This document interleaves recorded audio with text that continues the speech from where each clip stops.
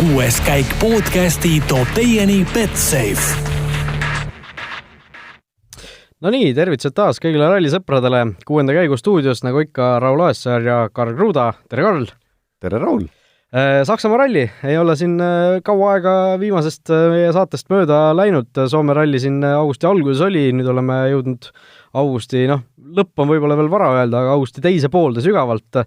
Ja Saksamaa ralli hooaja 10. etapp siis 14. juba käima läheb, vaikselt see hooaeg sinna lõpupoole hakkab jõudma ja M-sarja seis on meie jaoks kindlasti rõõmustav, aga nagu ikka hakkame siin neljapäevases saates siis sellele algavale ralli nädalavahetusele natukene ette vaatama.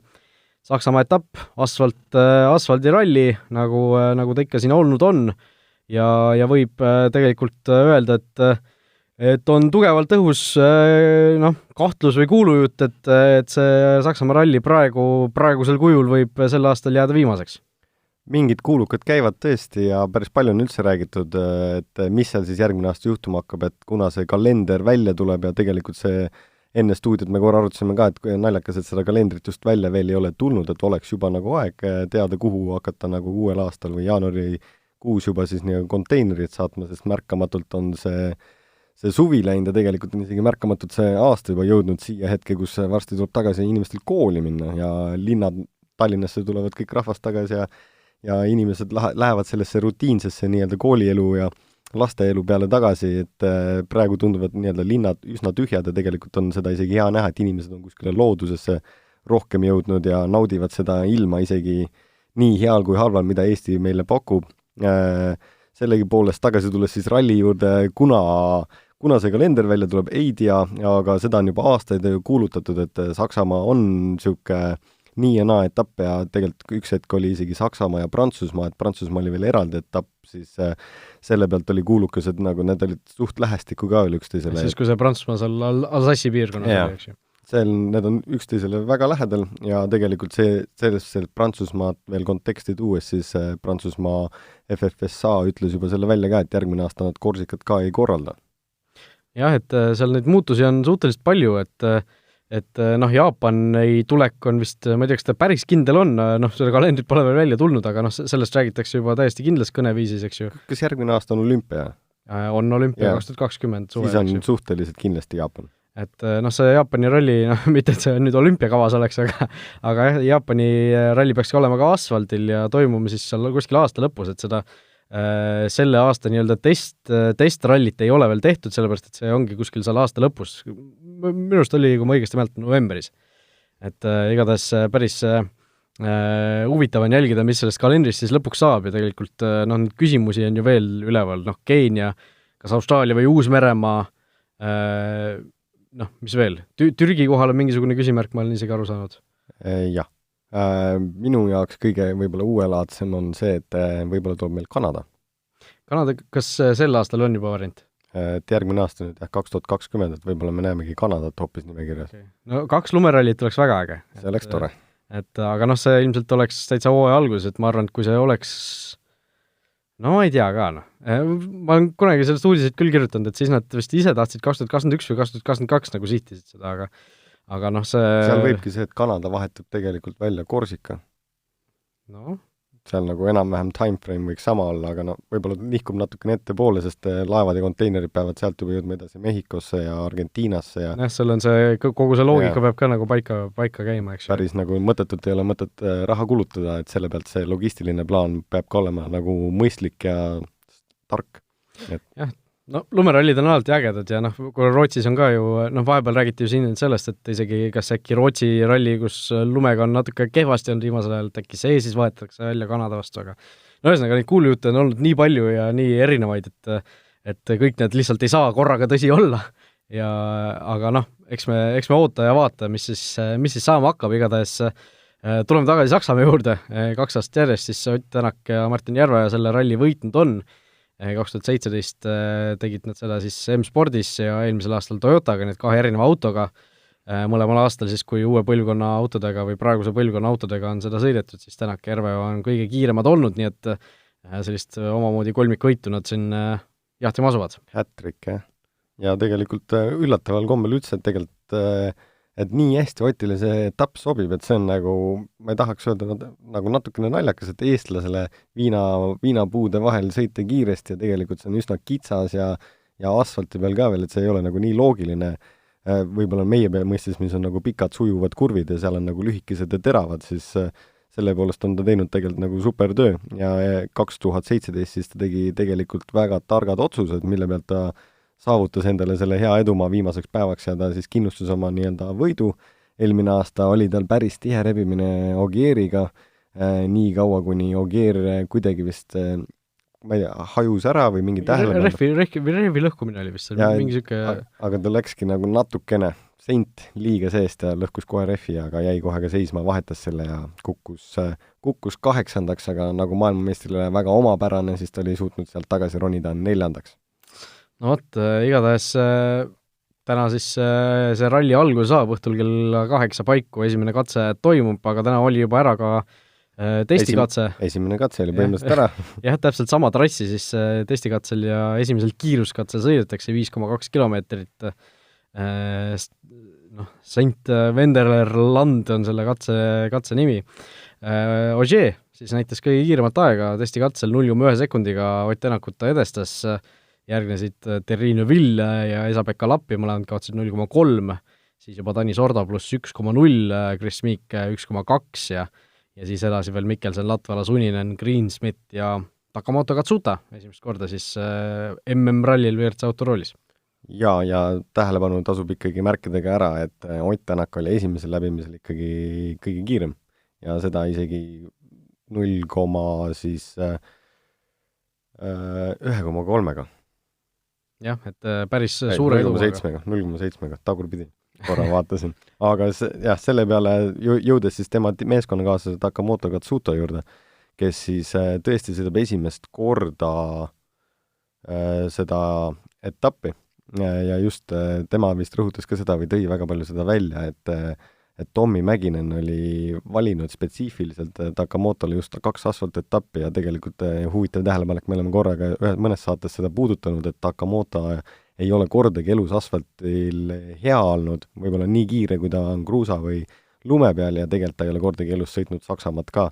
Et see saab talle kindlasti väga suur katsumus olema, et see, mis me korra vist ka enne stuudioväliselt, ma ei tea, kas me oleme juba maininud, aga Saksamaa tundub olema selline kolmest rallist koosnev nagu suur ralli, et iga päev on tegelikult erinev, katsed on erineva stiiliga, kiirused on erinevad, pinnased on erinevad ja kõige suurem faktor, mis seda mõjutab, on kindlasti vihm ja tuul ja ilmastikuolud, et need võivad teha selle olukorra seal väga keeruliseks, aga samas, kui on päiksepaisteline ilm, siis üldjuhul ikka minnakse suht piiri peal sõitma ja tegelikult on see päris väga tihe võistlus on iga aasta nendel inimestel. Nojah, selle ilmateatega ma ise pole vaadanud, ma olen siin kuulnud, et pidavat enam-vähem kuiv olema, aga kõik ütlesid seal ju ralli eelsetes kommentaarides ka, et see ilmaga on Saksamaal ka niimoodi, et see on väga keeruline ette ennustada, et need olud tõesti suhteliselt kiiresti võivad vahelduda, võivad muutuda. Katsuta juurde korra tagasi tulles siis vaatasin testikatsel, ta tõesti 5,2 kilomeetri peale kaotas siis Ogier'le 6 sekundit lausa, nii et tõesti temalt midagi erilist siin oodata ei maksa, ta lihtsalt kogub kogemusi ja tõesti võib-olla mingil määral valmistub ette ka siis selleks Jaapani testralliks selle aasta lõpus, millest meil juba hetk tagasi juttu oli, kodumaal siis saab ka asfaldi peal WRC autoga oma võimeid näidata, nii et tema ja kas Greensmith ka mõistagi, kellel ka ju väga palju kogemust veel WRC autos ei ole, nemad kahekesi ilmselt seal ülejäänud WRC sõitjatest natukene maha hakkavad jääma, seda näitas juba ka testikatse, aga vaatasid vahepeal siin ilma või nägin, sa googlesid midagi või kirjutasid midagi arvuti sisse? Ma vaatasin ilma tõesti, tegelikult ilm nädalavahetusel tuleb või nädala teises pooles tuleb tegelikult isegi päris kuum ja seal näitab, et laupäeval on ligi 28 kraadi, 28 kraadi on tegelikult päris kuum juba, asfalt ügitab päris soojaks ja ma selle peale jäin kohe mõtlema, et meestel on kasutada, hetkel ei ole vihma kuskil näha, ja sõitjatel on kasutada siis 32 kõvaseguga rehvi, mis on siis põhiline nomineeritud rehv ka Saksamaal, et ma hetkel siin vaatasin, et siin mingit suurt mängu ei ole tulemas, et lähebki selle piiri peale võistluseks, mis on tegelikult üks magusamaid asju. Nojah, et sellest 3 erinevast päevast rääkides Esimene päev algab meil siis Viinamarja istenduste vahel, aga natuke sellisemate laugemate teede peal, ma sain niimoodi aru. Ta on nagu laugemate mägede peal jah, et seal ei ole nii suuri kõrguste muutusi, mis on täpselt selle Mooseli jõe ääres, et seal on hästi pikad ja kõrged trepid tegelikult Viinamarja aedadest, mille vahel siis jooksevad teed läbi, kus siis sõidavadki tegelikult traktorid ja kohalikud, kes käivad hooldamas neid marju ja kord siis aastas sõidavad seal ralliautod natukene kiiremini kui muidu. Aga sellel esimesel päeval seal on vaheldust nii sellel Viinamarjal kui ka seal on selliseid kurvilisi teid metsa vahel, mis on natukene kitsamad ja ei ole üldse selline Saksamaa stiili, aga seda kõike nagu me jälle videost näha ja tegelikult see päev on üsna keeruline, kuna seal on võib-olla neid rütmimuutusi kõige rohkem. Jah, esimene päev siis 106,62 kilomeetrit, 6 katset, see on, üks peetakse täna õhtul ära. Teine päev väga pikk, 157,92 võistluskilomeetrit ja seal on need kuulsad Panzerplatte katsed ja Hinkelsteinid, ehk siis need betoonblokid seal teede ääres. Tangitõrjed. Jah, mis kogu asi toimubki siis mingisugustel sõjaväealadel, ma olen niimoodi aru saanud. Ja see toimubki Baumolderi sõjaväealal, siin on tegelikult vist USA ja NATO on seal sees, mingil määral nad teevad õppusi ja asju, seal on kõike vanadest tankidest, vanade lennukiteni, aga selle võib-olla isegi kõige iseloomulikum joon on see, et seal on asfalti ja betooni segu, mis on nagu puruks läinud nagu tee. Et siis see kulutab hästi palju rehvi, et mida sõitjad kõik tähele panevad või mida ma endaga ajaloost meenutan, et mul läks sellel katsel 2 esimest rehvi, kui ma sõitsin Suzukiga, sellepärast, et ma ei teadnud ja nagu, et ta nii hullult sööb neid esimesel läbimisel ka, aga õnneks kõikide juhuste kokku langemisel see katse oli peatatud selleks hetkeks, kui ma finišisse jõudsin ja minu seda rehvivahetusaega sinna kirja ei läinud, kui ma 2 rehvi autos vahetasin ühe sama koha peal.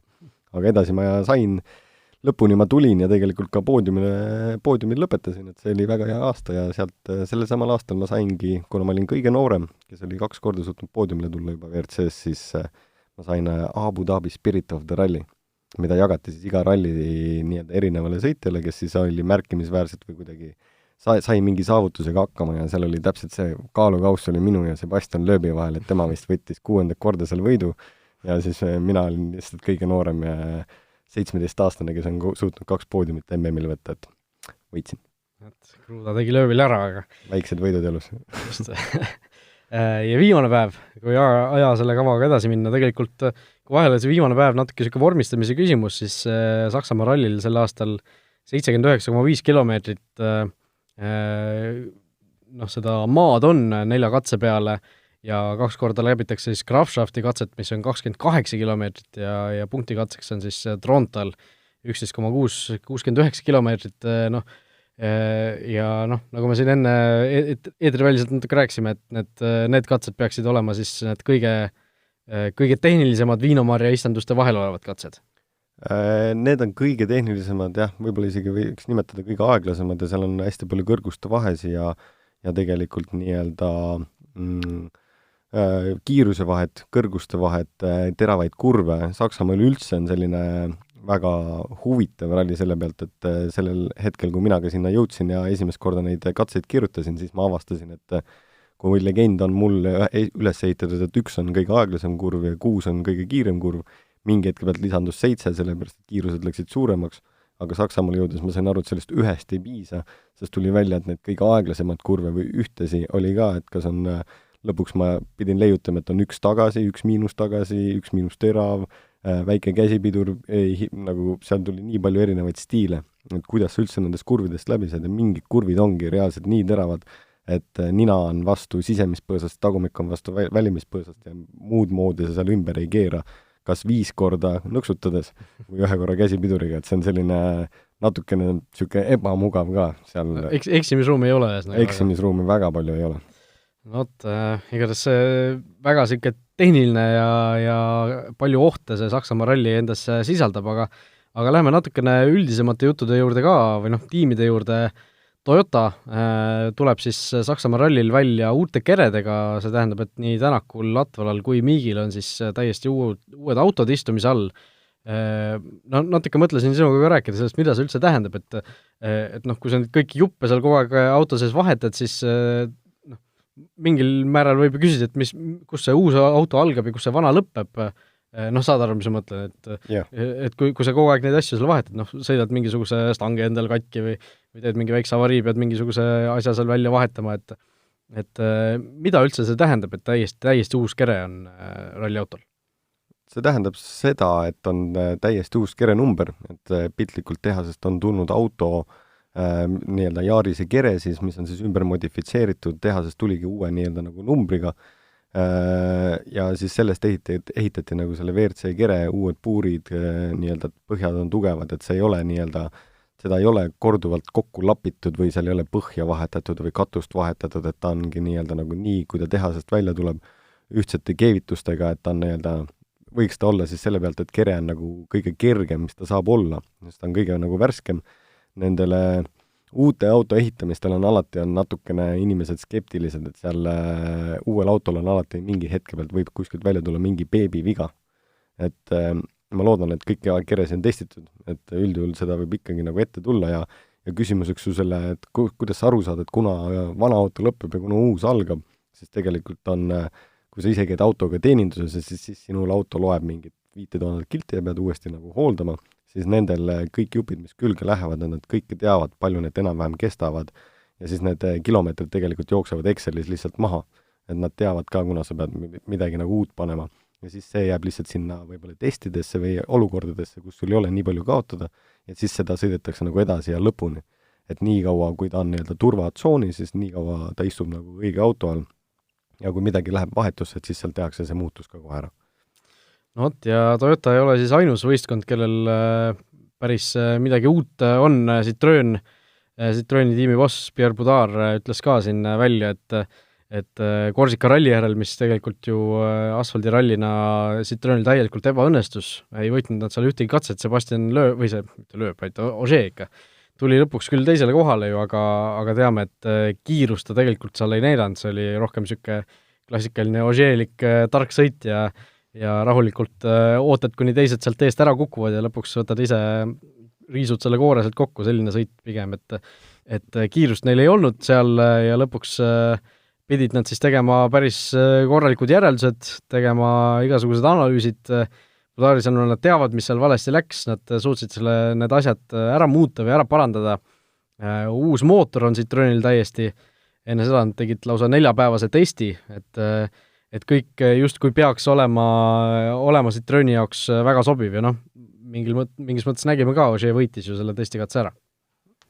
Seda küll, ega Ogier on alati tugev olnud ja tegelikult Saksas oli Ogier see mees, kes kunagi lõpetas Sebastian Loebi nii-öelda selle striigi ära, kus ta järjestikust võitis aastast aastasse Saksamaa rallit ja teda 9 korda järjest. Jah, teda peeti selleks kunniks ja 10. võidu siis tegelikult näpsa seest ära Sebastian Ogier ja see on ka see etapp, kus need kaks meest tülli läksid kunagi oma vahel, sellepärast et Ogieril öeldi, et võta hoog maha, et sa pead lööbi mööda laskma ja siis Ogier ütles, et puhake jalga ja siis nad läksid ikkagi võitluses nagu edasi, mõlemad olid ka nagu Citroenidega ja selle peale pidi Sebastian Loeb siis hakkama rohkem pingutama ja ta lõhkus rehvi ära, mille pealt ta siis kukkuski nii-öelda nagu esikoha heitlusest välja ja Ogier siis võitis oma esimese võidu asfalti peal ja see siis võib-olla selle peale, et ta ei kuulanud meeskonna sõna ja sealt hakkas asi kiiva jooksma ja see oli ka siis pärast seda aastat teda enam seal väga palju ei olnud näha. Just, täpselt nii oli, nii et Saksamaa ralli juba sel nädalavahetusel ees ootab. Lähme natukene siin BetSafe'i rubriigi juurde ka. BetSafe'i uue kliendi pakkumist tuletame teile meelde, kui teed BetSafe'is endale konto ja panustad seejärel vähemalt 10 euro eest, vähemalt kohviga 1,5, siis annab BetSafe omalt poolt sulle 25 eurose tasuta panuse ja nii siis saab seda kasutada 4 kuud järjest ja seda selleks, et seda uue kliendi pakkumist kasutada, minge otsige meie 6. käigu saate artikkel üles, seal on see link täiesti olemas, mida siis tuleb kasutada, et saaks seda uue kliendi pakkumist siis endale saada, nii et vaatame need koefitsiendid ka üle, mida BetSafe siin pakub.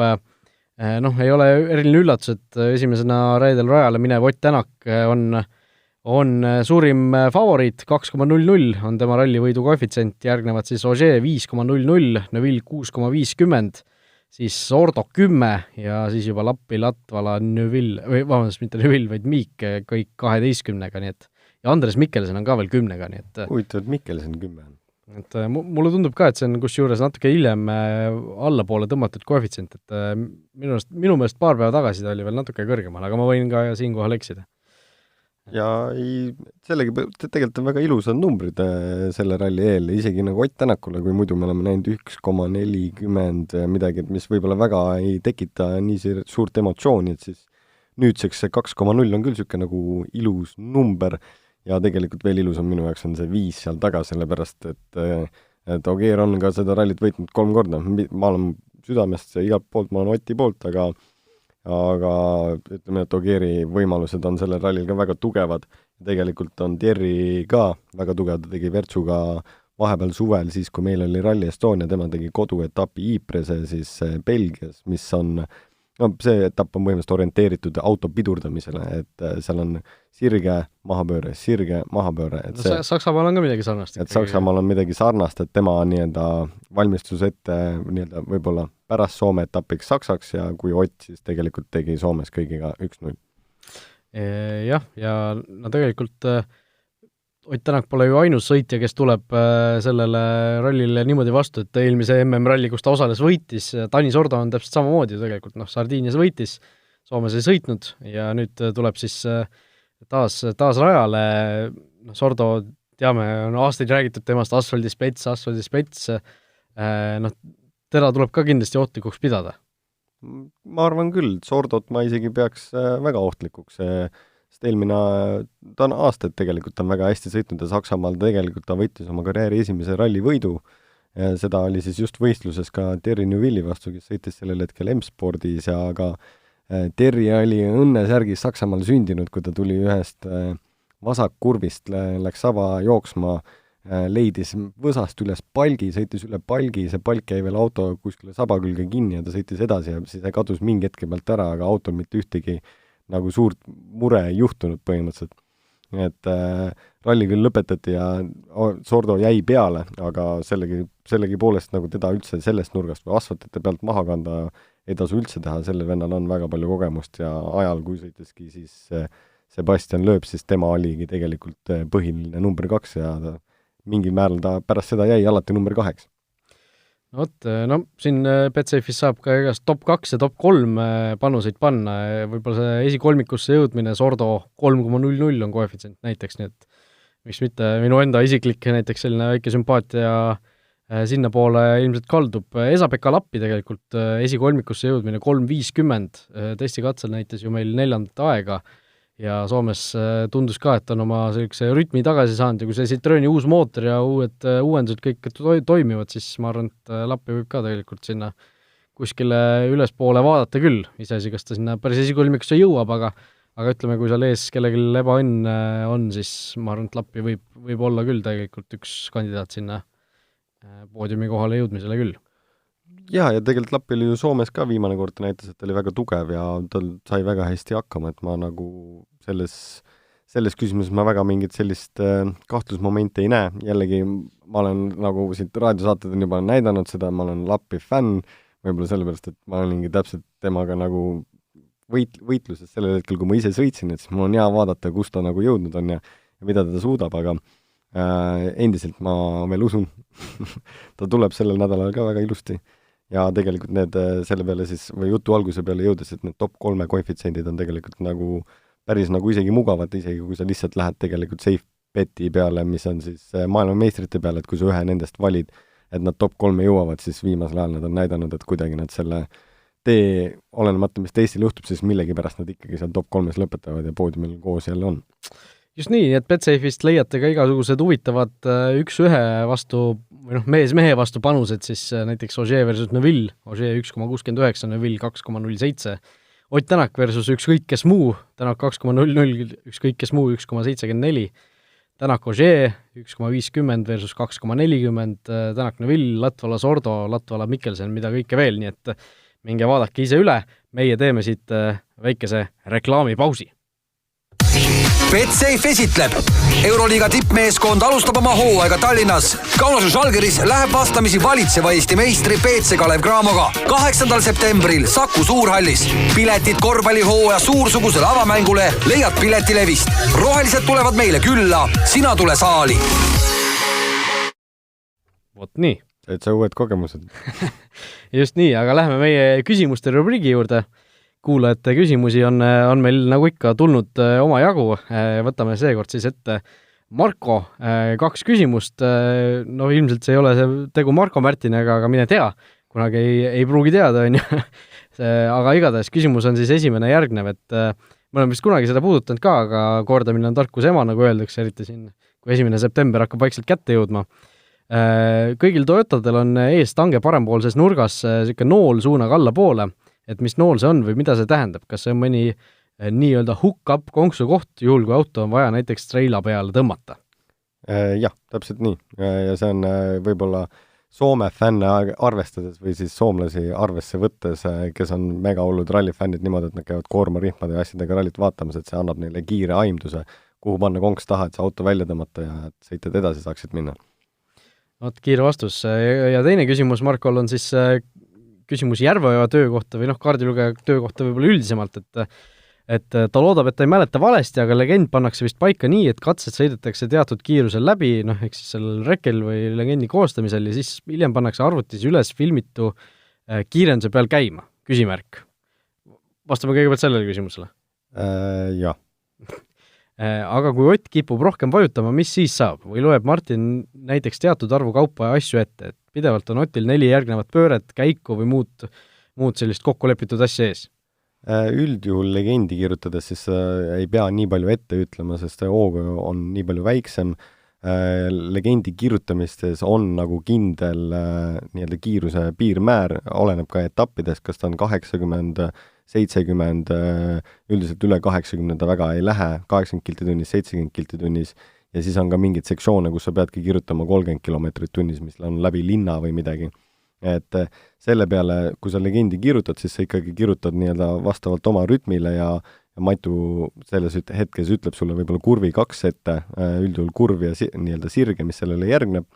Ja siis, kui nad jõuavad koju, see nüüd, kuidas sõitjad seda teevad, kas sõitja tahab rohkem kaardilugel piinata või laseb kaardilugel ka vahepeal puhata ja lihtsalt kustukummi kasutada, siis mina teen näiteks niimoodi, et ma võtan legendi ära, et kui on kaardilugel midagi ära parandanud, siis mina võtan legendi ja ma istun arvuti taha ja ma vaatan ise legendi ja vaatan videot ja siis ma teen oma korrektuurid veel võib-olla video peale ja siis ma annan legendi tagasi, tema parandab selle uuesti üle ja siis annab mulle võib-olla teise raamatu, kus siis on nii. Ja siis, kui sa tahadki kaardilugejat piinata, siis sa ütled, et tule nüüd istu mul kõrval ja loe ise ette, et ma ainult vaatan videot. Et see videode vaatamine on, ütleme need rallimeestes, kui sa seda kõik pidid tegema, siis see oli selline väsitav või ühtepidi ka nagu igav tegevus, et kui sa tahtsid kiiresti õhtul magama jääda, siis panid katsevideo peale ja siis 5 minutiga olid out lihtsalt, et lihtsalt silmad kukuvad kinni, et ei jõua enam nii palju keskenduda ja mõelda selle peale, et seal on ikkagi toimetamist palju aga videod on tänapäeva võistluses suureks abiks ja ma arvan, et see on üks põhjus, miks meil üldse hetkel see võistlus seal nii tihedaks läinud on.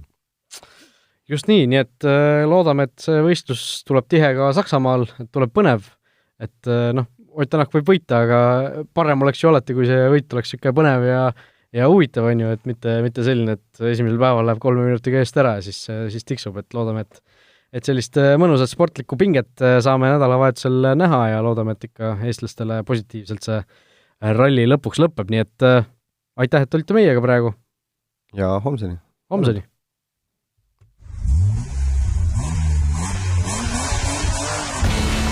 Kuues käik podcasti tõi teieni Betsafe.